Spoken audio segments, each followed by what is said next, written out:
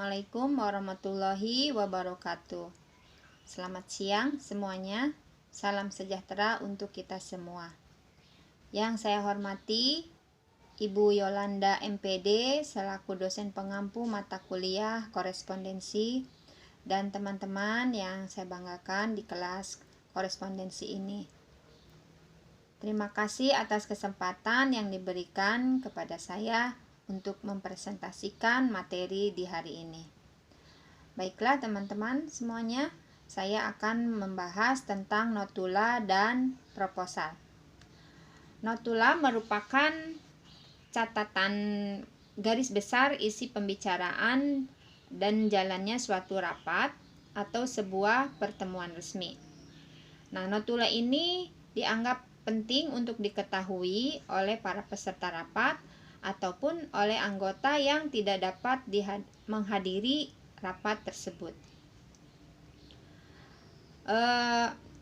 Penulis atau yang mencatat notula ini disebut sebagai seorang notulis. Nah, penulisan notula ini mempunyai pola atau kerangka kronologis, di mana penulisannya itu dimulai dari awal rapat hingga rapat selesai. Hasil rapat merupakan bagian inti yang penting, tetapi penempatannya di dalam notula ada di bagian akhir notula. Nah, dari notula ini mempunyai struktur isi notula. Yang pertama adalah nama rapat. Nama rapat maksudnya rapat itu membahas tentang apa, bisa dituliskan sebagai judul dari rapat tersebut. Yang kedua, nama organisasi atau unit organisasinya. Siapa yang melaksanakan rapat tersebut. Yang ketiga adalah tanggal rapat. Kapan rapat tersebut dilaksanakan. Yang keempat adalah tempat rapat, di mana rapat tersebut diselenggarakan. Dan yang kelima adalah waktu rapat. Pukul berapa rapat tersebut berlangsung hingga selesai. Yang keenam adalah peserta rapat. Peserta rapat ini bisa ditulis di notula, tetapi tidak melebihi 20 orang. Nah, biasanya ada sebuah daftar absensi yang menyertakan nama dan jabatan dari para peserta rapat. Yang ketujuh adalah pemimpin rapat. Siapa yang memimpin rapat tersebut harus dicatat di dalam notula. Yang kedelapan adalah ringkasan jalannya rapat. Secara garis besar, situasi dan kondisi selama rapat dapat digambarkan atau dicatat di dalam ringkasan jalannya rapat ini. Kemudian yang selanjutnya adalah hasil rapat. Hasil rapat dicatat itu merupakan apa saja yang sudah diputuskan atau keputusan yang diambil di dalam rapat. Kemudian simpulan-simpulan, usulan ataupun resolusi ketika rapat tersebut berlangsung. Dan yang ke-10 itu adalah catatan khusus. Catatan khusus ini merupakan bagian lain di dalam notula, karena catatan khusus ini bisa diisi atau dicatat jika ada hal-hal yang terjadi di luar dugaan, misalnya peserta rapat yang walk out atau permasalahan yang tidak ketemu, tidak ada solusi atau jalan keluarnya, ataupun jadwal dari rapat atau pertemuan berikutnya. Nah, tadi dikatakan yang mencatat sebuah notula adalah seorang notulis. Nah, untuk menjadi seorang notulis ada beberapa syarat yang harus terpenuhi. Yang pertama, mengetahui seluk-beluk penyelenggaraan rapat, termasuk menguasai istilah-istilah di dalam rapat. Yang kedua, mengetahui struktur atau kerangka notula, sehingga notulis tadi dapat membuat notula secara teratur. Yang ketiga, mampu menulis cepat, dan akan lebih baik kalau seorang notulis menguasai stenografi. Yang keempat, harus teliti dan cermat sehingga dapat meminimalisasi kesalahan dalam penulisan notula. Yang kelima, meringkas mampu meringkas ide, gagasan, atau kesimpulan dari si pembicara pada saat rapat dan mampu menuliskannya ke dalam notula. Contoh notula dapat kita lihat di PPT yang sudah saya buat. Yang kedua adalah proposal. Proposal merupakan suatu rencana yang berisi gambaran strategi pelaksanaan dari sebuah kegiatan dari awal sampai akhir dari kegiatan tersebut. Nah, hal tersebut dilakukan untuk mengetahui alasan diadakannya kegiatan tersebut, tujuan dari kegiatan tersebut, dan segala sesuatu yang dibutuhkan untuk penyelenggaraan kegiatan tersebut. Proposal ini merupakan upaya untuk merencanakan kegiatan yang akan dilaksanakan yang disusun secara tertulis, sistematis, dan terperinci. Ada beberapa panduan dalam pembuatan perencanaan kegiatan ini dalam bentuk proposal. Yang pertama yang harus diperhatikan adalah kemampuan.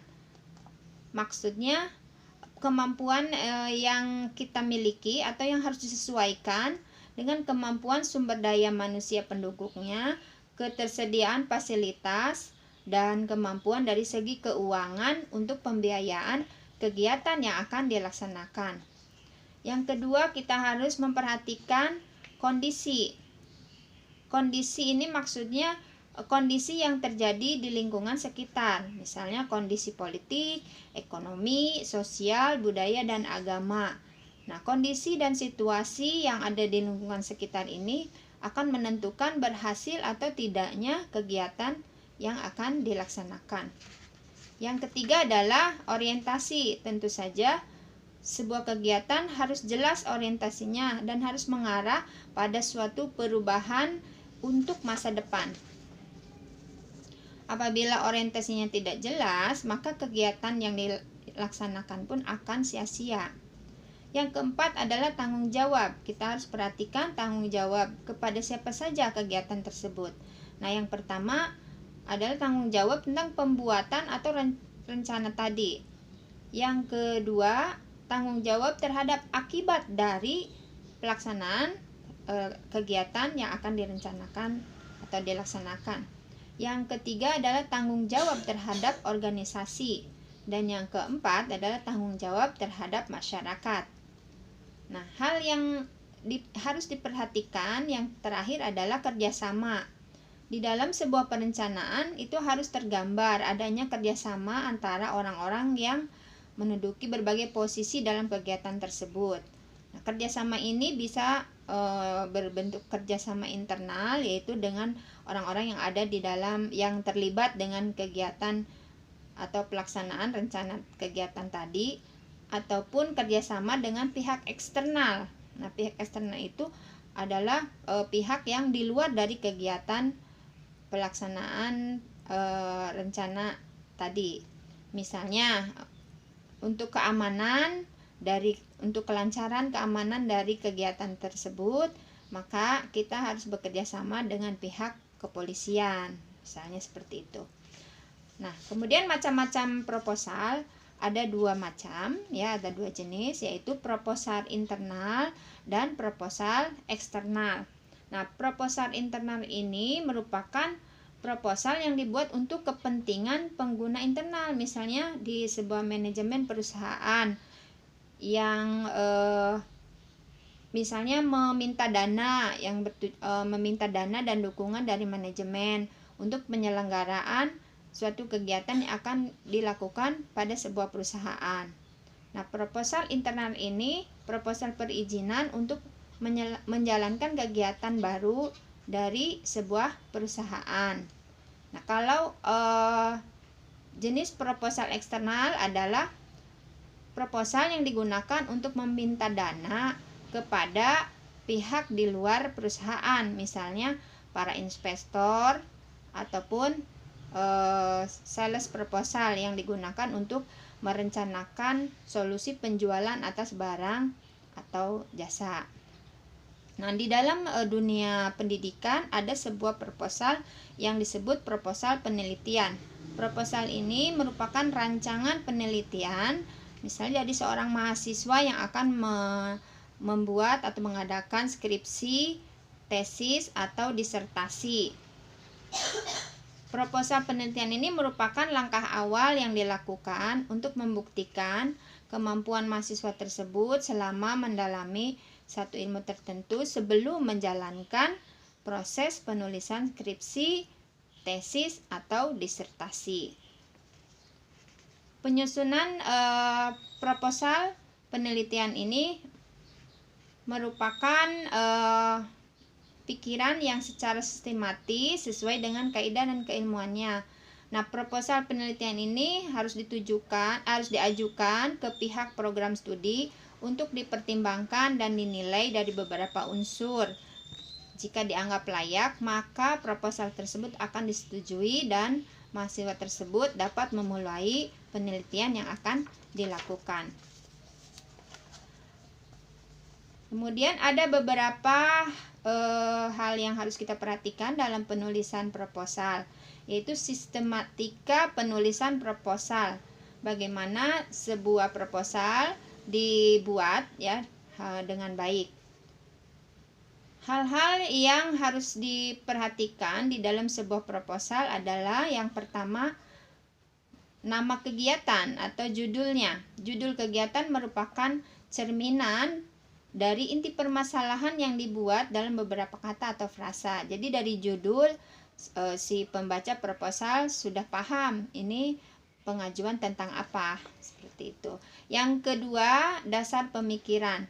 Dasar pemikiran ini berisi alasan-alasan yang mendasari perlunya melaksanakan kegiatan tersebut.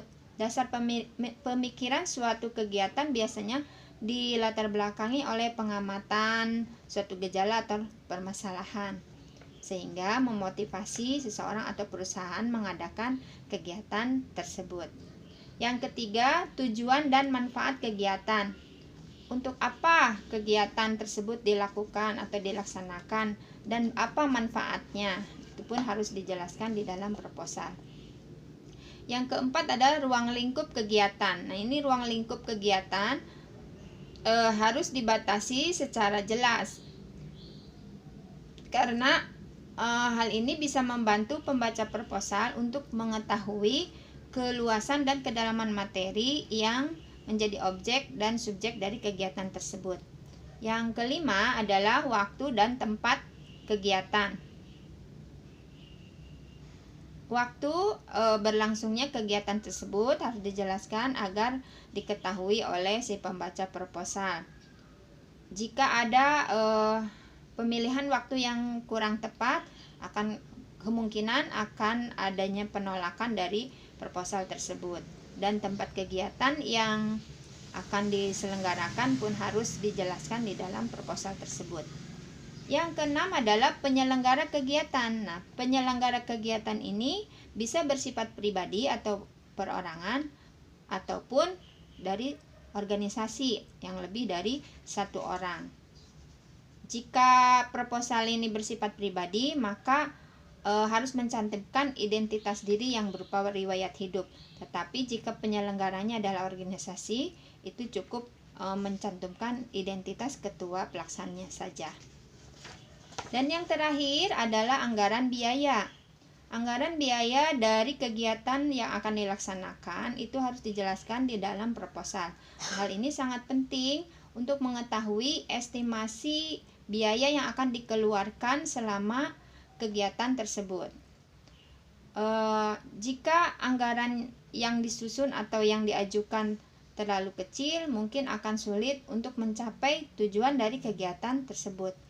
Sebaliknya, jika anggaran biayanya terlalu besar, kemungkinan itu tidak akan diterima oleh penyandang dana. Oleh karena itu, untuk anggaran biaya ini sangat penting untuk dicantumkan sebagai pertimbangan untuk para pembaca proposal atau pihak-pihak yang bisa mendukung kelancaran dari kegiatan yang akan dilaksanakan. Nah, untuk contoh proposal juga bisa kita lihat di PPT yang sudah saya buat. Demikian pembahasan dari saya. Kurang lebihnya saya mohon maaf. Terima kasih. Assalamualaikum warahmatullahi wabarakatuh.